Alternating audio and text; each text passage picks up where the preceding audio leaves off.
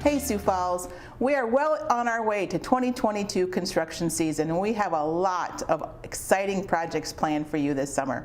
One of our largest projects that we have is going to happen on the west side, and it's on 41st Street at the Interstate 29 interchange. And that also includes reconstruction of 41st Street from Marion Road to Shirley Avenue. So we're going to spend a lot of time talking about that project today, and then we'll finish up with a few other projects after we get done with this first segment. So we welcome to the show James Unruh from HDR. James, you've been a frequent flyer here on City Scene, and we certainly do appreciate your time today. We're going to start from the beginning on 41st Street, and a lot of folks probably don't realize how long we've actually been talking about the 41st Street expansion. Can you kind of give our viewers a sense of when we started talking about this corridor? Really, what we're doing now comes out of about a 2012 start. So it's been 10 years been a long time. We've been planning this. But along the way, we looked at a multitude of different alternatives, different ways to address the challenging traffic out there. Met with landowners multiple times along the corridor.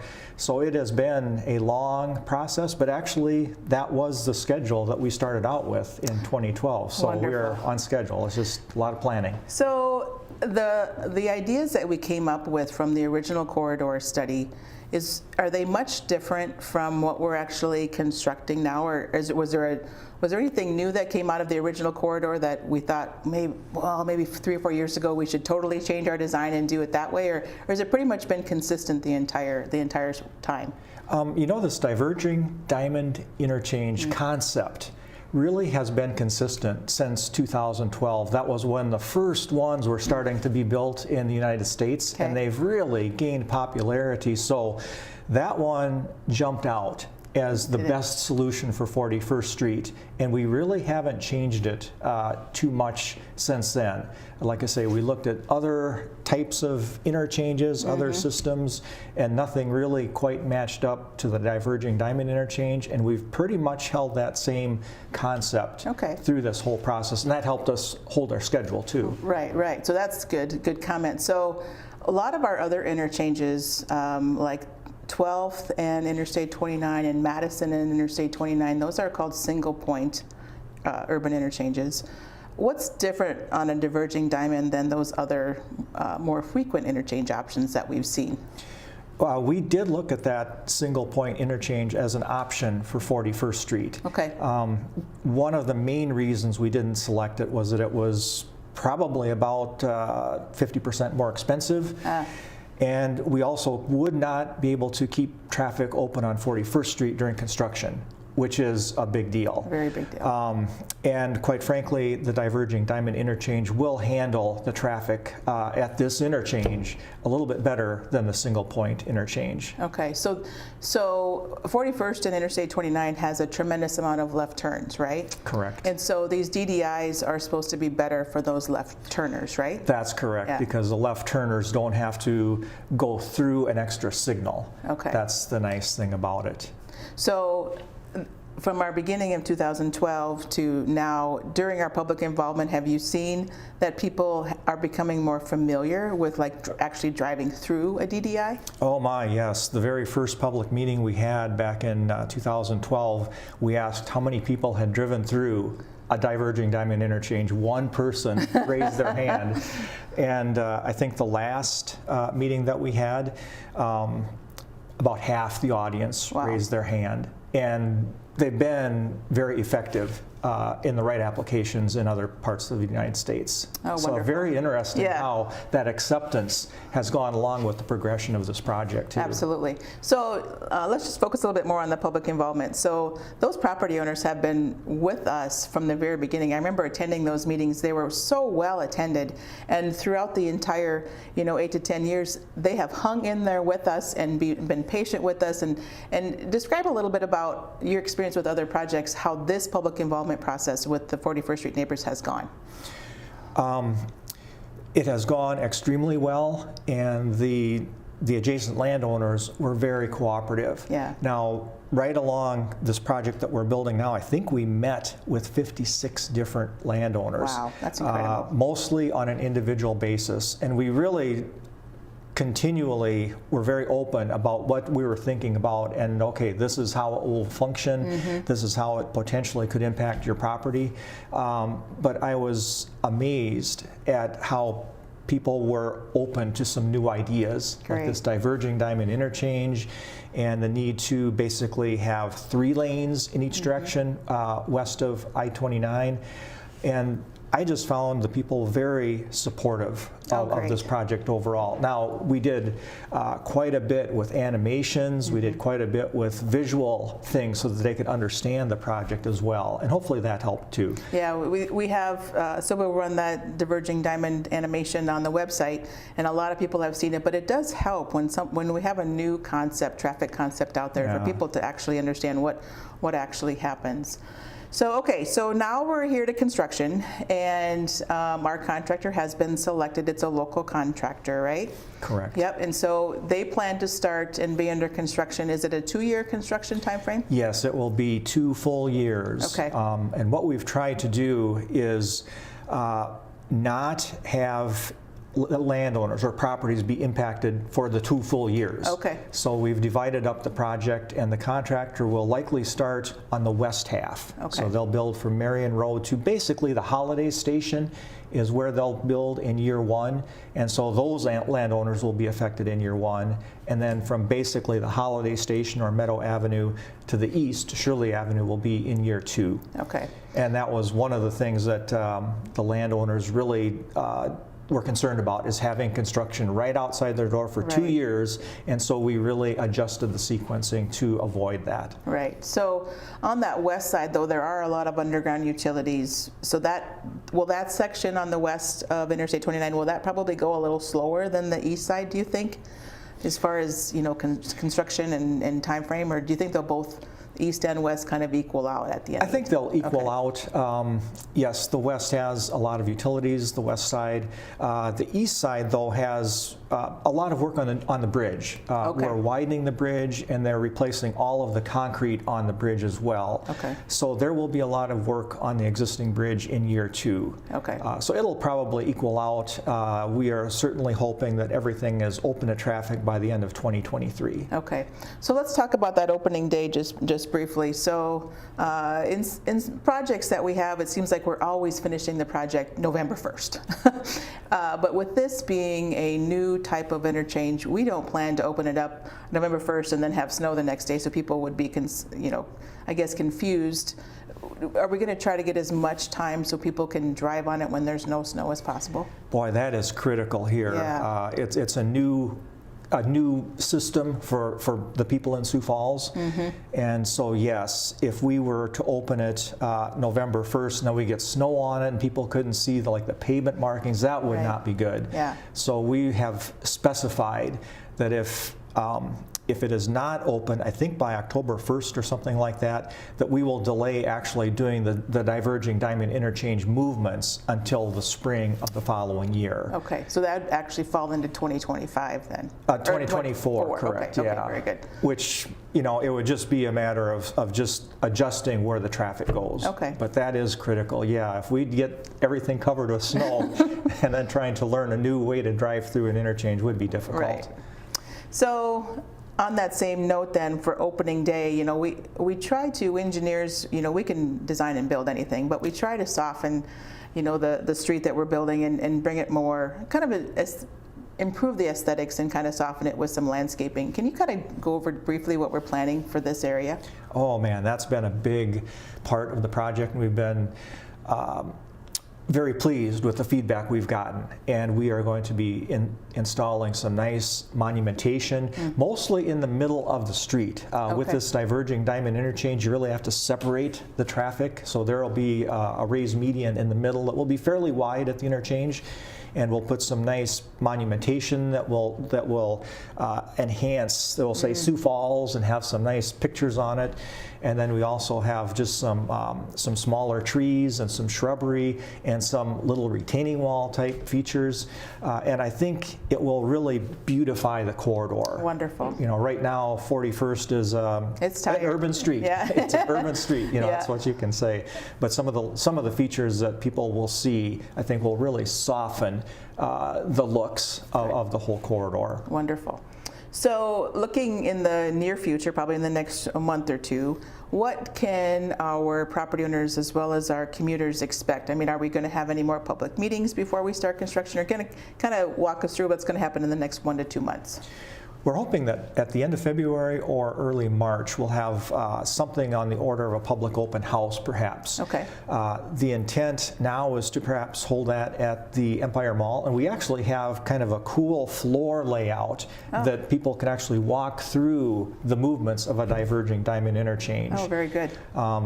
As far as actual traffic impacts, it will probably be April before people will start to see some traffic impacts. And on this west end, that will mean 41st Street will be 1 lane in each direction through the Marion Road intersection. That's the first thing that they will see. Now that will not be fun. Yeah. So at that point, we'll encourage people to perhaps adjust the timing of their routes on 41st Street, or maybe use 12th Street or 57th Street or 26th Street. But yes, that will be a challenge for commuters on a daily basis. But that's how it will start. 41st Street will be just 1 lane in each direction on the west end of the project. So then how will we communicate with the property owners as well as the commuters? What kind of a public or social media campaign will we have to unveil then once construction starts? We'll be utilizing the city's website, and then we will have weekly bulletins on there that will show what traffic we'll be doing for that week, and then we'll also show some pictures for what work is being done during the week. Wonderful. But that's going to be our main source, is a website that will be operated by the city, and then that will be available by Facebook and Twitter. And one other thing that we'll do is have people sign up, and they can get an email update on a weekly basis as well. So it will be, I think that will be the most effective way. Yeah. It's been that way on other projects. I think that'll be effective. Well, I'm sure we'll do some on-site interviews for the show too. Sure. So. Well, is there anything else you'd like to tell our viewers about the project?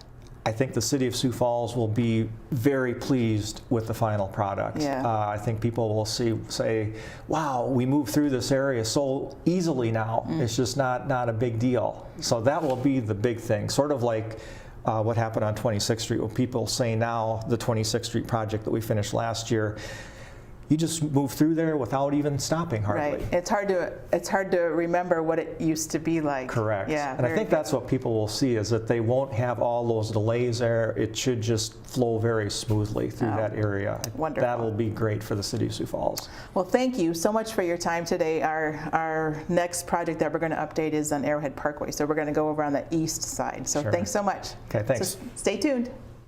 The City of Sioux Falls has an easy way for you to help your community. Simply download the City of Sioux Falls mobile app. The app can be used to ask a question or to report a variety of nuisances like potholes, graffiti, streetlights not working, abandoned vehicles, and more. You can even upload a photo with your report. Every report is immediately routed to the appropriate team so they can quickly respond. In addition to tracking your reports, the app allows you to view reports submitted by other users and learn when they've been resolved. Go to the App Store or Google Play stores and download the City of Sioux Falls app today. Well, our next project update is on the east side of the city on Arrowhead Parkway near 6 Mile Road. And we've been talking about this project for many years. And we welcome to the show Krista May from Infrastructure Design Group. Krista, welcome. Thank you for having me. Yes, you are the lead designer for this multi-year project. Can you give our viewers just a brief background on where we've started with Arrowhead Parkway and what's going to happen then this year? Yeah. So my involvement started about 6 years ago, and we kind of broke up this project into multiple phases. Okay. So the first phase, which was constructed back in 2019, was from Sycamore Avenue to Highline Avenue, and it was about a 2.5 year long construction project. We don't anticipate for the upcoming construction projects.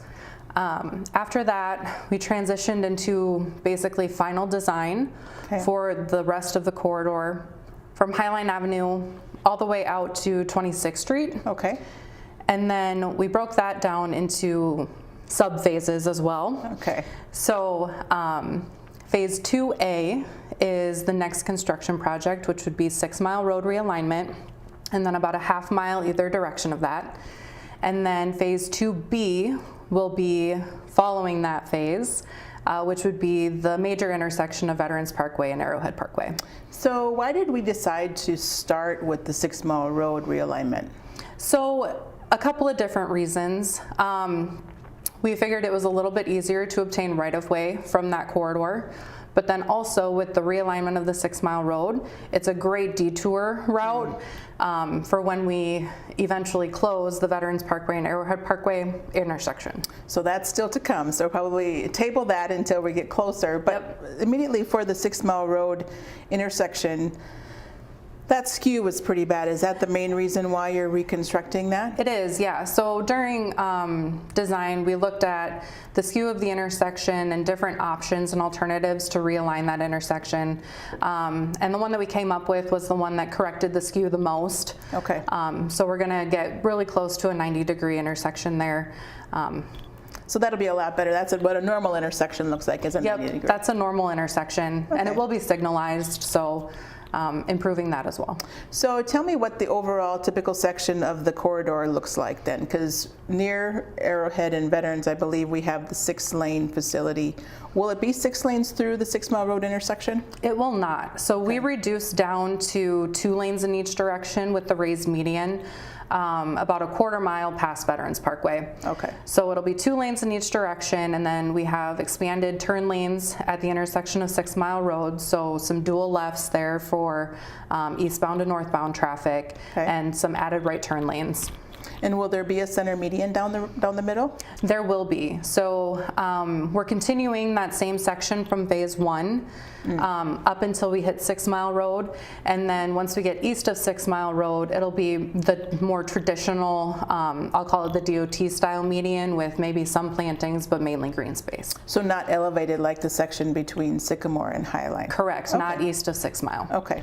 So then, you know, development is just exploding out there on the north side of Arrowhead Parkway.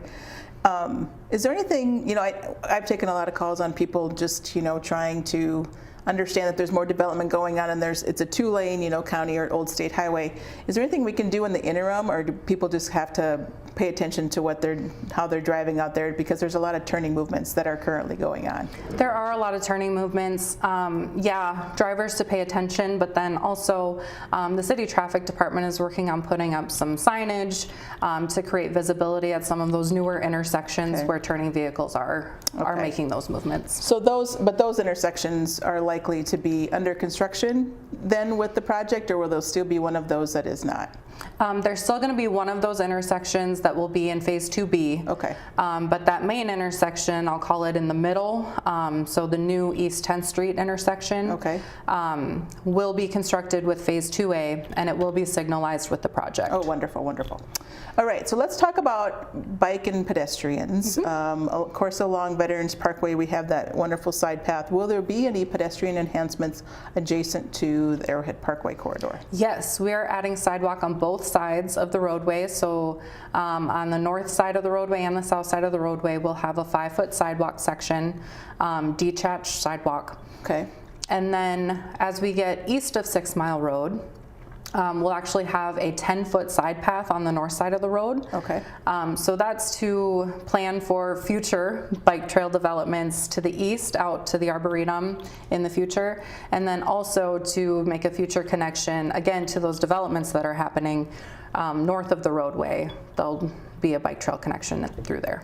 So it'd be really great if we just had an endless amount of money that we could do everything all at once. Yes. But everything is just a phased approach, isn't it? Yes. And do we find that the adjacent property owners, do they get frustrated with us, or how have the neighbors been on this particular Arrowhead Parkway been to deal with?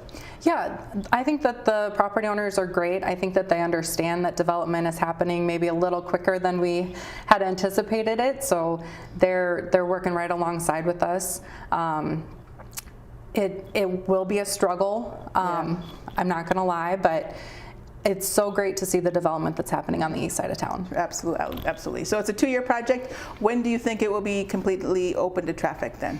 So 2-year project, hoping for a March bid letting date. Okay. So starting construction right away in April. And then We're hoping that by probably early fall of 2023, Phase 2A will be completed. Okay. So will there be total closures of Arrowhead Parkway, or will it remain open during construction? We will have some closures. Okay. So there is a very deep concrete box culvert down by the railroad trestle bridge. And so we will have to close Arrowhead Parkway during that time, and we'll be detouring traffic either up to Madison Street or down to 26th Street. Okay. And then we'll also have a short closure when we make that transition from the new alignment to the old alignment. Okay. So it will be not a total painful summer, but it certainly will have its challenges. It will. All right. Well, we definitely will be back out on site once the project gets bid. And is there anything else you'd like to tell our viewers about the project? No, I'm just really excited to see it finally come to fruition. Yeah, me too. So thanks so much for your time today. And our next project update will be on Minnesota Avenue.